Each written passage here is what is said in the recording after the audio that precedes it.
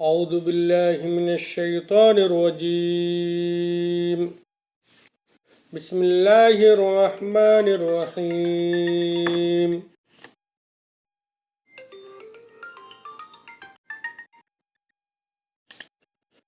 أفتطمعون أن يؤمنوا لكم وقد كان فريق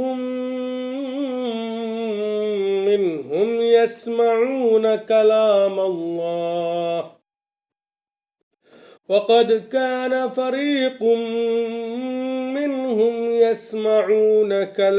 الله ثم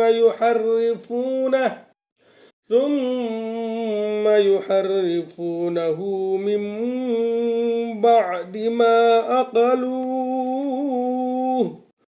وهم يعلمون. मुस्लिमहरू हो, के तिमी आशा गर्दछौ कि यिनीहरू तिमीहरूप्रति आस्थावान बनुन्? हुन त ती मध्ये केहीले अल्लाहको कुरा सुनेर जानी बुझी पनि त्यसलाई परिवर्तन गर्ने गर्दछन्। وَإِذَا لَقُوا الَّذِينَ آمَنُوا قَالُوا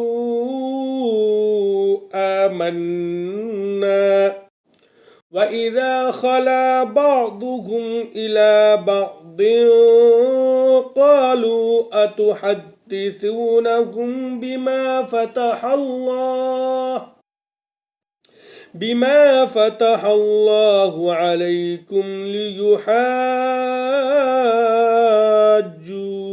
به عند ربكم أفلا تعقلون.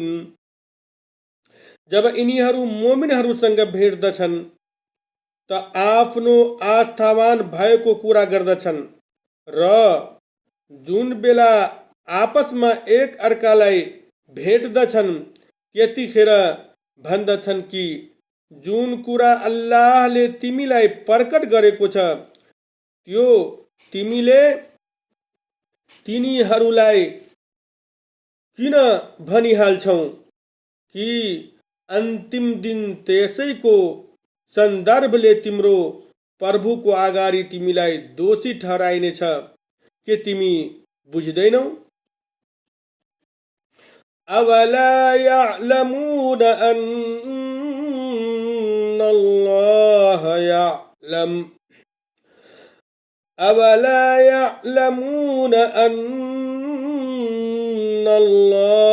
يعلم ما يسرون وما يعلنون.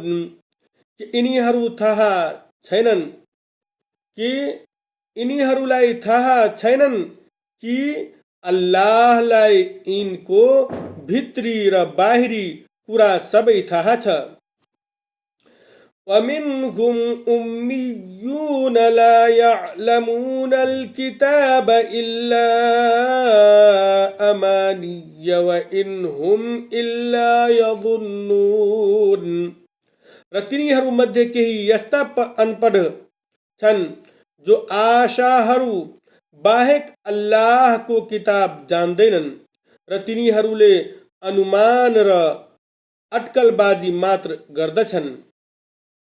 فَوَيْلٌ لِلَّذِينَ يَكْتُبُونَ الْكِتَابَ بِأَيْدِيهِمْ ثُمَّ يَقُولُونَ هَذَا مِنْ عِنْدِ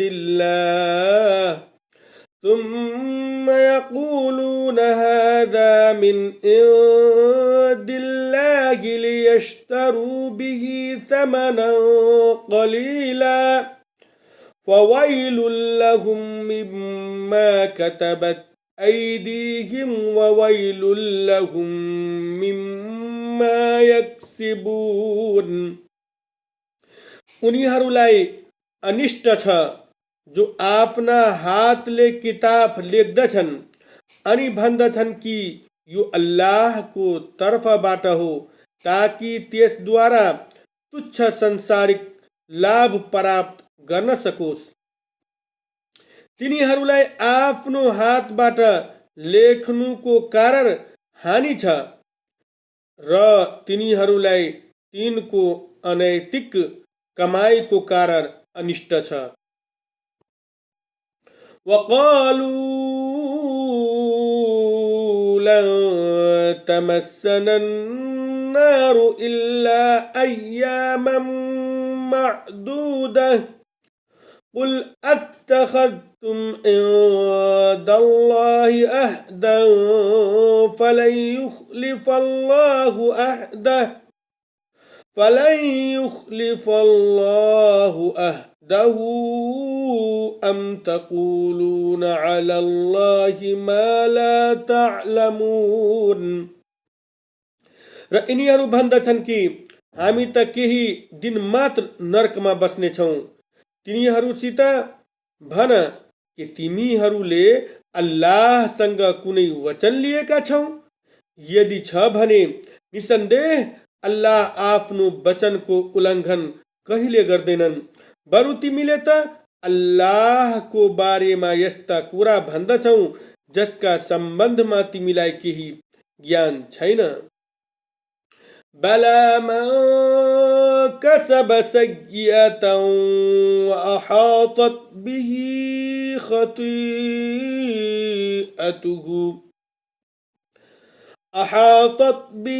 खतीअतुहु फउलाइक अस्हाबुन नार हुम फीहा खालिदून।